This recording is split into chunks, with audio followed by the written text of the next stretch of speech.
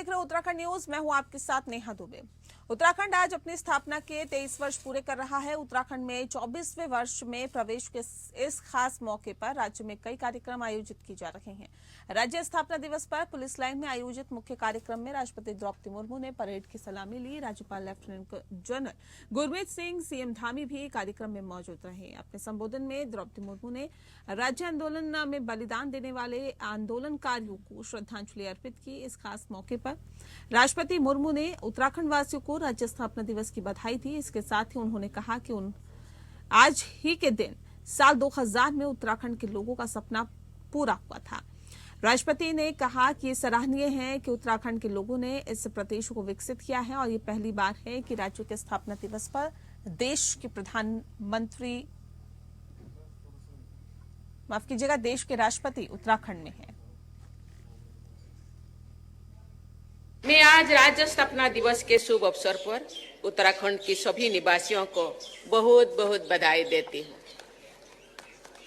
अपनी अलग पहचान स्थापित करने और अपने विकास का रास्ता तय करने का उत्तराखंड के निवासियों का सपना आज ही के दिन यानी 9 नवंबर को वर्ष 2000 में उत्तरांचल राज्य की स्थापना के साथ पूरा हुआ था।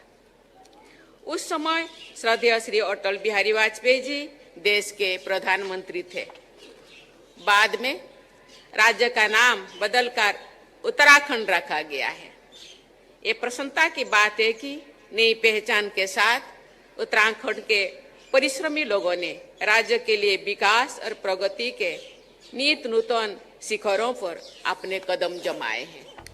मुख्यमंत्री पुष्कर सिंह धामी ने राज्य स्थापना दिवस के अवसर पर शहीद स्थल कचहरी परिसर देहरादून में उत्तराखंड राज्य आंदोलनकारी शहीदों को श्रद्धांजलि अर्पित की। मुख्यमंत्री पुष्कर सिंह धामी ने कहा कि राज्य आंदोलनकारियों के कठिन परिश्रम, प्रयासों, दृढ़ इच्छा शक्ति, संकल्प से ही उत्तराखंड राज्य का निर्माण हुआ। उन्होंने कहा कि राज्य सरकार शहीद आंदोलनकारियों के सपने के अनुरूप उत्तराखंड के विकास हेतु प्रतिबद्ध है। मुख्यमंत्री पुष्कर सिंह धामी ने राज्य स्थापना दिवस के अवसर पर कहा कि 2024 तक राज्य को टीबी मुक्त और 2025 तक ड्रग फ्री बनाने के लिए राज्य सरकार कृत संकल्प है और उन्होंने राज्यवासियों को स्थापना दिवस की शुभकामनाएं दी। उन्होंने कहा कि डबल इंजन के युग में अगले 5 साल में उत्तराखंड की आर्थिक विकास दर जीडीपी दोगुनी करने में हम सफल होंगे। सीएम ने राज्य निर्माण के सभी अमर शहीदों, राज्य आंदोलनकारियों और देश के लिए बलिदान देने वाले वीर जवानों को याद किया। उन्होंने पूर्व प्रधानमंत्री अटल बिहारी वाजपेयी को याद करते हुए कहा कि उन्होंने उत्तराखंड की मजबूत नींव रखी है। प्रदेश की महान जनता के आशीर्वाद, सरकार की मजबूत इच्छा शक्ति, प्रधानमंत्री नरेंद्र मोदी के विशेष लगाव और केंद्र सरकार के सहयोग से उत्तराखंड तेजी से विकास की दिशा में आगे बढ़ रहा है। सर्वप्रथम तो मैं आप सभी को आज उत्तराखंड राज्य स्थापना दिवस की हार्दिक बधाई देता हूं, शुभकामनाएं देता हूं। साथ ही आज उत्तराखंड गौरव सम्मान से सम्मानित सभी महानुभावों को भी बधाई देता हूं। आज के इस शुभ अवसर पर मैं उत्तराखंड राज्य निर्माण में अपना योगदान देने वाले सभी अमर शहीदों एवं राज्य आंदोलनकारियों को भी श्रद्धापूर्वक नमन करता हूं। मैं भारत माता की रक्षा के लिए अपना सर्वोच्च बलिदान देने वाले उत्तराखंड के वीर जवानों को उत्तराखंड की समस्त जनता की ओर से श्रद्धांजलि अर्पित करता हूं। आज के दिन मैं पुलिस के उन शहीद जवानों, अधिकारियों का भी स्मरण करता हूं जिन्होंने प्रदेश में शांति स्थापित करने के लिए अपना सर्वोच्च बलिदान दिया है। मैं आज की इस अत्यंत ही मनोहारी परेड को देखकर अभिभूत हूं। परेड में भाग लेने वाले सभी जवानों को मैं आदरणीय राष्ट्रपति महोदय के सामने सुंदर परेड प्रस्तुत करने के लिए बहुत बधाई देता हूं।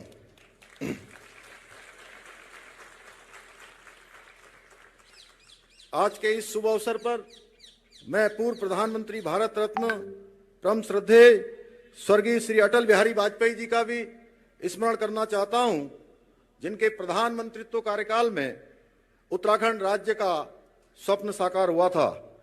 भाइयों बहनों, यह हमारा कर्तव्य है कि स्वर्गीय अटल जी द्वारा पुष्पित और पल्लवित इस युवा उत्तराखंड को देश का श्रेष्ठ राज्य बनाने के लिए पूरी निष्ठा के साथ हम सब अपने प्रयासों को आगे बढ़ाएं। मैं आज की परेड की मुख्य अतिथि और देश की प्रथम नागरिक आदरणीय राष्ट्रपति श्रीमती द्रौपदी मुर्मू जी का हृदय की गहराइयों से देवभूमि आगमन पर हार्दिक स्वागत एवं अभिनंदन करता हूं। हम सब जानते हैं आदरणीय राष्ट्रपति जी, आपका अत्यंत कठिन जीवन संघर्ष, आपका अदम्य साहस और आपकी प्रेरणास्पद राजनीतिक यात्रा हर एक भारतीय को प्रेरित करती है। आपकी जीवन यात्रा हम सबके लिए इसलिए भी प्रेरणादायी है क्योंकि आपने अपने जीवन में आई समस्त कठिनाइयों को अपनी शक्ति बनाकर जीवन समर में विजयश्री प्राप्त की है। 9 नवंबर साल 2000 को उत्तर प्रदेश से अलग होकर पर्वतीय राज्य उत्तराखंड का निर्माण हुआ, जिसके 23 साल पूरे होने को हैं और 23 सालों में राज्य में कई विकास कार्य भी हुए और पर्वतीय क्षेत्र के विकास के लिए योजनाएं भी चलाई गई। लेकिन अब भी उत्तराखंड के निर्माण में महत्वपूर्ण भूमिका निभाने वाले राज्य आंदोलनकारियों को स्थायी राजधानी, सशक्त भू कानून और लोकायुक्त की नियुक्ति का इंतजार है। हालांकि सत्ता में बैठे नेताओं का मानना है कि उत्तराखंड में 23 सालों में कई लक्ष्य को प्राप्त किए गए हैं। सत्ताधारी दल भाजपा के प्रदेश अध्यक्ष महेंद्र भट्ट ने कहा है कि पिछले 9 सालों में उत्तराखंड में कई ऐसे विकास कार्य हुए हैं जो राज्य के लिए बेहद जरूरी थे। हालांकि सत्ताधारी पार्टियों के बयानों से राज्य आंदोलनकारी बिल्कुल भी इत्तेफाक नहीं रखते हैं। उत्तराखंड राज्य आंदोलनकारियों की चिन्हीकरण पेंशन और आंदोलनकारियों के आश्रितों के लिए सरकारी नौकरियों में आरक्षण की मांग को लेकर पिछले 23 सालों से संघर्ष कर रहे राज्य आंदोलनकारी प्रदीप कुकरेती का कहना है कि उत्तराखंड में सत्ता में बैठे जनप्रतिनिधियों और अधिकारियों को एक बार समीक्षा जरूर करनी चाहिए कि आखिर उत्तराखंड में 23 सालों में क्या खोया, क्या पाया। देखिए, निश्चित रूप में 23 वर्षों के अंदर राज्य के अंदर विकास भी हुआ है, लेकिन जो मूल अवधारणा थी, जो क्योंकि पर्वतीय राज्य था, तो पर्वतीय राज्य में सामान्य तौर पे हमारी जो मांग थी और जो उस समय जो वस्तु स्थिति थी, वो और एक पहला राज्य मैं समझता हूँ कि जिसमें हमारी राजधानी तय हो गई थी, वो थी गैरसैंण। तो निश्चित रूप में उसको ग्रीष्मकालीन घोषणा भी की गई, लेकिन उसको मूर्त रूप में लाया नहीं जा रहा है। और मैं समझता हूँ कि अब 23 वर्ष बहुत हो चुके हैं, हमारा राज्य युवा हो चुका है और उस युवा राज्य के अंदर उसको मूल अधिकार जैसे एक पर किसी युवा को मिलते हैं, मैं समझता हूं कि उसको वो अधिकार मिलने चाहिए। हमारे को स्थायी राजधानी मिलनी चाहिए, हमारे सशक्त भू कानून हमारे को मिलना चाहिए, हमारा लोकायुक्त गठन होना चाहिए, क्योंकि एक ये पढ़ा लिखा राज्य है जो पहले से ही साक्षरता की तरफ जो अग्रसर रहता था। राहुल गांधी केदारनाथ के दौरे से वापस चले गए हैं, लेकिन उनको लेकर राजनीति कम नहीं हो रही है। बीजेपी विधायक दिलीप रावत के अनुसार यही तो हम चाहते थे कि तमाम राष्ट्रीय दलों के नेता सनातन के रास्ते पर चले और अब ये साफ हो गया है कि सभी हमारे स्टेप्स पर चल रहे हैं। देखिए, भारतीय जनता पार्टी हो या हम राष्ट्रवादी ताकतें हों या सनातन धर्मी हों, सब यही चाहते थे कि जितने भी हिंदुस्तान में, जितने भी भारत में राष्ट्रीय राजनीतिक दल हैं, वो सब के सब हमारे सेटअप पे चलें। और आज यही हमने बाध्य कर दिया है कि कोई भी, अभी वो दिन आने वाले हैं कि जब वो अपने मंचों में हनुमान चालीसा पढ़ेंगे और गीता का पाठ करेंगे। नहीं, मेरा कहना यह है, राहुल गांधी जी हो, कोई भी राजनीतिक दलों को हमने बाध्य कर दिया है कि वो हमारे लाइन पे चलें। और आज हमने सारी जगह हिंदूमय कर दिया है और आज इसी को बाध्य होकर आज वो धर्म जगह जगह भटक रहे हैं और सनातन धर्म के ऊपर अपना मत्था टेक रहे हैं। मैदानी सरकार ने इन्वेस्टर समिट के लिए 1,24,000 रुपए के एमओयू साइन किए हैं। ऐसे में कांग्रेस ने इसका स्वागत किया। कांग्रेस के मुख्य प्रवक्ता गरिमा दसौनी के अनुसार ये अच्छी बात है कि सरकार ने एमओयू किए हैं और अब उतनी ही तेजी से इन्हें धरातल पर ही उतारने का काम किया जाए तो ज्यादा अच्छा होगा। उनके अनुसार इसमें प्रदेश का विकास और रोजगार जुड़ा है, इस पर सरकार को गंभीरता दिखानी चाहिए। बहुत अच्छी बात है, एमओयू साइन हो रहे हैं और हम तो ईश्वर से प्रार्थना करेंगे कि ये धरातल पर भी उतरे, क्योंकि प्रदेश का विकास इसमें छुपा है, रोजगार युवाओं के लिए इसमें छुपा है, तो निश्चित रूप से शुभ संकेत हैं। लेकिन जिस तरह से सवालिया निशान उन्हीं की पार्टी के पूर्व मुख्यमंत्री त्रिवेंद्र रावत जी उठा रहे हैं कि पहले मेरे जो एमओयू साइन हुए थे वहां से शुरुआत करनी चाहिए थी। 1,40,000 करोड़ के एमओयू मेरे वक्त पर भी साइन हुए थे, उन निवेशकों के साथ भी वार्ता होनी चाहिए थी। और कहीं ना कहीं उन्होंने साफ तौर पर धामी सरकार को ये इशारा किया है कि एमओयू का मतलब निवेश नहीं होता। एमओयू साइन करते हैं लोग, लेकिन जब निवेश धरातल पर आएंगे तब बात करना। ऐसे में हम सिर्फ ये जानना चाह रहे हैं कि निवेशकों से किन शर्तों पर ये सारा एमओयू साइन हो रहे हैं, कि उत्तराखंड का क्या क्या देने का वादा आप निवेशकों को कर रहे हैं। कहीं ऐसा तो नहीं कि प्रदेश के संसाधनों पर जो अधिकार प्रदेश वासियों का है वो आप सब लुटवा रहे हैं।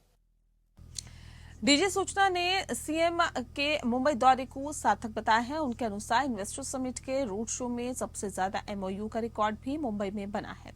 उनके अनुसार फिल्म निर्माण से जुड़े लोग भी उत्तराखंड में काम करने के लिए बेहद उत्साहित हैं। उनके अनुसार हमने फिल्म नीति समेत तमाम मुद्दों पर अपना पक्ष रखा है। लोगों के सामने इन्वेस्टर समिट में सरकार ने जो लक्ष्य रखा है, हम उसके बेहद करीब पहुंचते जा रहे हैं। वहीं सरकार इसको धरातल पर उतारने की कोशिश में जुटी है। उत्तराखंड में अवैध रूप से चलाई जा रही मदरसों पर सरकार की कार्रवाई के बीच एक रिपोर्ट के खुलासे ने सभी को चौंका दिया।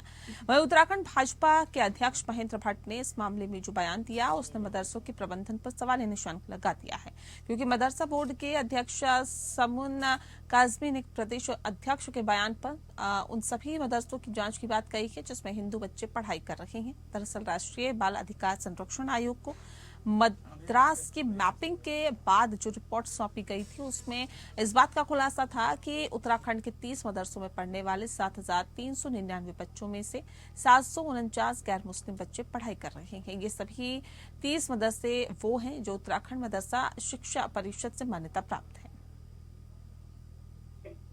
पहली बात तो बहुत स्पष्ट कर देता हूँ, जब प्राइवेट सेक्टर के मदरसे खुलते हैं तो ये कहना कि वहाँ स्कूल नहीं है, प्रश्नवाचक चिन्ह खड़ा होता है। की जांच हो रही है, स्कूल सब जगह खुले हैं। ये केवल अपने मदरसे में छात्र संख्या बढ़ाकर सरकारी अनुदान प्राप्त हो, इसकी रणनीति का हिस्सा है।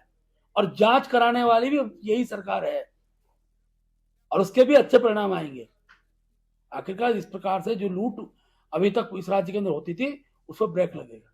कितनी बड़ी लापरवाही आप इसे मानते हैं? मैं बता रहा हूँ ना, प्राइवेट सेक्टर के स्कूल किस रूप में लोगों को दिग्भ्रमित करके कौन सी शिक्षा देने का काम कर रहे हैं, यही तो जांच का विषय। इसलिए जांच बताइए इसके लिए। नहीं, ये भी हो सकता है कि उसका भी हमने संज्ञान लिया है, मगर अभी तक जो हमारे सामने जो रिपोर्टें आई हैं वो पॉजिटिव हैं, सकारात्मक हैं। ऐसी कोई चीज़ अभी हमें नहीं मिली है। और अगर कुछ मदरसों में ऐसा हो सकता है कि कोई अपनी तादाद बढ़ाने के लिए या उन्हें उस बच्चों की तादाद ज़्यादा बढ़ने से चंदा मिलता हो या उन्हें डोनेशन मिलता हो, ऐसा हो सकता है, वो भी हम उसका भी संज्ञान लेंगे। और माननीय हमारे प्रदेश अध्यक्ष श्री महेंद्र भट्ट जी ने जो कहा है वो बिल्कुल सही कहा है और हम उस चीज़ को आगे बढ़ाएंगे, उनकी जांच भी कराएंगे। और जांच जो है ये तो एक सरकार का एक हिस्सा होता है, जो प्रक्रियाएं होती है, जांच समय समय पे कराते रहते हैं। जांच कोई ऐसी चीज़ नहीं है कि जिससे घबराना चाहिए, बल्कि उसे फेस करना चाहिए और सही तथ्यों को मदरसों के संचालकों के सामने रखना चाहिए। जिलाधिकारी पौड़ी डॉक्टर आशीष चौहान ने जिला कार्यालय सभागार में राजस्व विभाग मासिक बैठक की। तहसील धूमाकोट के राजस्व उप निरीक्षक बुंगी ज्योति मोहन द्वारा गुमशुदगी संबंधी जून 2023 के केस को पुलिस विभाग को ट्रांसफर नहीं करने पर निलंबित करने के निर्देश दिए हैं। वहीं जिला कार्यालय की मुख्य प्रशासनिक अधिकारी कुसुम तड़ियाल द्वारा पत्रावलियों को तैयार करने में लेटलतीफी और निर्देशों का अनुपालन नहीं करने पर जिलाधिकारी ने प्रतिकूल प्रविष्टि दिए जाने के निर्देश दिए। मासिक बैठक में सब रजिस्ट्रार राज्य उनियाल द्वारा बैठक में प्रस्तुत अद्यतन आंकड़े और पिछली बैठक में प्रस्तुत किए गए आंकड़ों में आए अंतर का जवाब नहीं दे सके।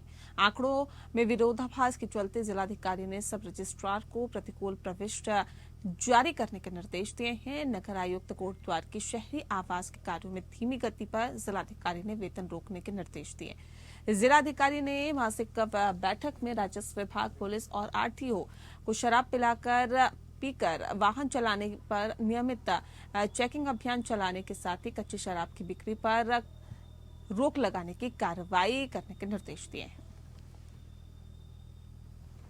मासिक समीक्षा बैठक है जिसमें विभिन्न एसडीएम साहिबानों ने और विभिन्न विभागों के द्वारा प्रतिभाग किया गया। तो उसमें डिटेल में उन्हें बहुत सारे निर्देश दिए गए हैं। वसूली के प्रतिशत को बढ़ाए जाने को, जो लंबित प्रकरण हैं उन्हें तेज़ी से निस्तारित किए जाने को लेकर, राजस्व वादों के निस्तारण को लेकर, सैनिक चरित्र प्रमाण पत्रों के निस्तारण को लेकर, जो वन भूमि हस्तांतरण से रिलेटेड प्रपोजल्स होते हैं उन्हें तेज़ी से क्लियर किया जाना। तो इस तरीके के मल्टीपल इंस्ट्रक्शंस दिए गए हैं और इफेक्टिव तरीके से कार्य किए जाने के लिए निर्देशित किया।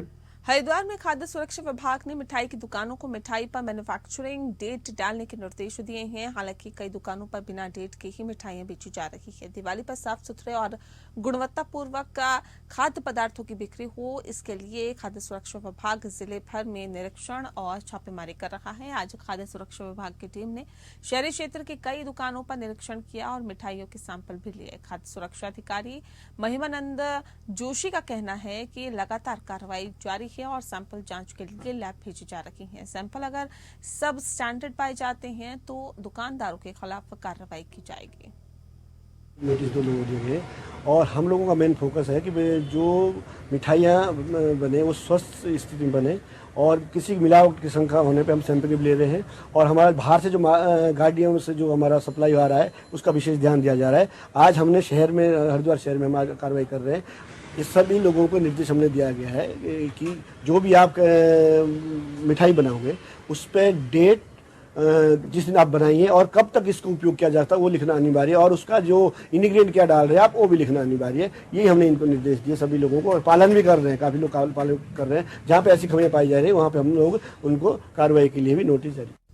करीब 6 महीने से घर से लापता 13 साल के बच्चे को हरिद्वार पुलिस ने उसके परिजनों से मिलाया तो बच्चों के माता पिता की खुशी का ठिकाना नहीं रहा।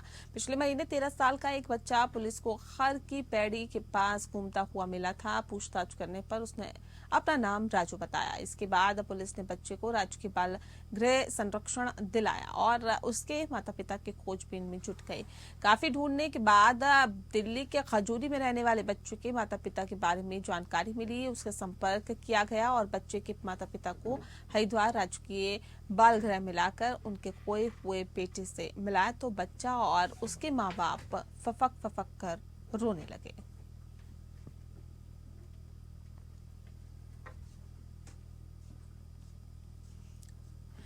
पुलिस को कंट्रोल रूम से सूचना प्राप्त हुई कि देहरादून में एक निजी होटल में एक व्यक्ति द्वारा फांसी लगाकर आत्महत्या कर ली गई। सूचना पर पुलिस टीम होटल पहुंची तो एक व्यक्ति वहां पर देखा गया। आपको बता दें कि एक व्यक्ति छत की रेलिंग पर रस्से से फंदे के साथ ही लटका हुआ बाहर की दीवार की तरफ दिखा। व्यक्ति की पहचान रवि रावत पुत्र मनीराम सिंह रावत उम्र 24 वर्ष निवासी Nawada near Punjab national bank थाना नेहरू कॉलोनी देहरादून के रूप में हुई है।